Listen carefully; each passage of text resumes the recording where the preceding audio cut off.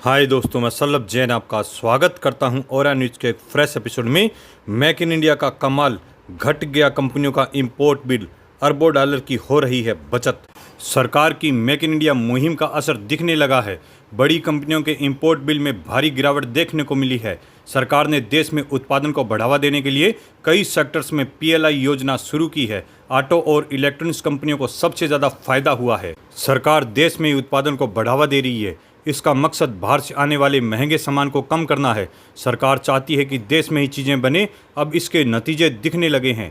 ET ने 20 बड़ी कंपनियों पर स्टडी की है। ये कंपनियां गाड़ियां, इलेक्ट्रॉनिक्स और रोज़मर्रा की चीज़ें बनाती है। स्टडीज़ में पता चला है कि इन कंपनियों का विदेशी मुद्रा खर्च कम हुआ है। ये खर्च उनकी बिक्री के मुकाबले कम हुआ है। ये बदलाव पिछले 5 साल में हुआ है। ऐसा इसलिए हुआ क्योंकि कंपनियां अब बाहर से कम सामान मंगवा रही हैं।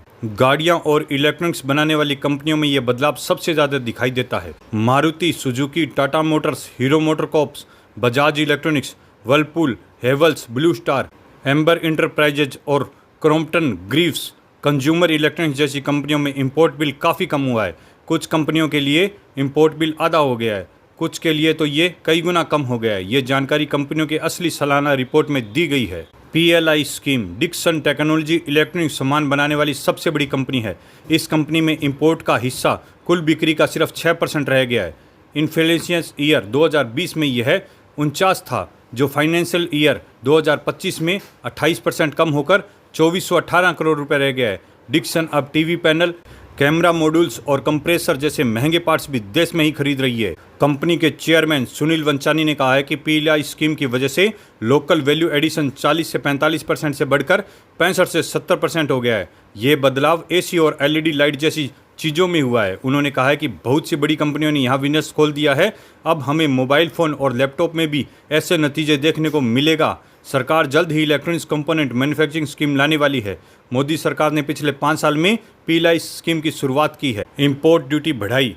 ये स्कीमें इलेक्ट्रॉनिक्स और ऑटो कंपोनेंट्स को बढ़ावा देने के लिए है। इनका मकसद mobile phone, fridge, washing machine, AC, auto और auto components, solar panel, PV modules, food processing और आईटी हार्डवेयर जैसी चीज़ों का उत्पादन देश में ही करना है। इससे बाहर से आने वाले तैयार माल को कम किया जा सकेगा। देश में ही चीज़ों की वैल्यू बढ़ेगी, निवेश आएगा और नौकरियां भी बढ़ेगी। सरकार ने कई कंपोनेंट्स और कच्चे माल पर इंपोर्ट ड्यूटी भी बढ़ा दी है। इसके अलावा कुछ और नियम बनाए हैं, जैसे कि भारत और विदेश में मौजूद फैक्ट्रियों को ब्यूरो ऑफ इंडिया स्टेटस और सर्टिफिकेशन लेना जरूरी है। इससे इंपोर्ट को कंट्रोल किया जा सकेगा। भारत की सबसे बड़ी कार निर्माता कंपनी मारुति सुजुकी का विदेशी मुद्रा खर्च भी कम हुआ है। यह खर्च उसकी बिक्री का 6% रह गया है। FY20 में यह 11.5% था। टाटा मोटर्स के मामले में यह 7% से घटकर 1% रह गया है। दोपहिया वाहन बनाने वाली कंपनियां हीरो मोटरकॉर्प का कंपोनेंट, स्पेयर पार्ट्स, कच्चे माल और कैपिटल गुड्स का इंपोर्ट बिल FY25 में 1060 करोड़ रुपए था।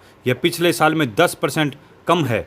FY20 में यह बिल 1001 करोड़ रुपए रह गया था। पिछले 5 साल में हीरो मोटरकॉर्प की बिक्री 40% से ज़्यादा बढ़ी है। इसलिए इंपोर्ट का शेयर कुल बिक्री से कम हो गया है। भारत माता की जय।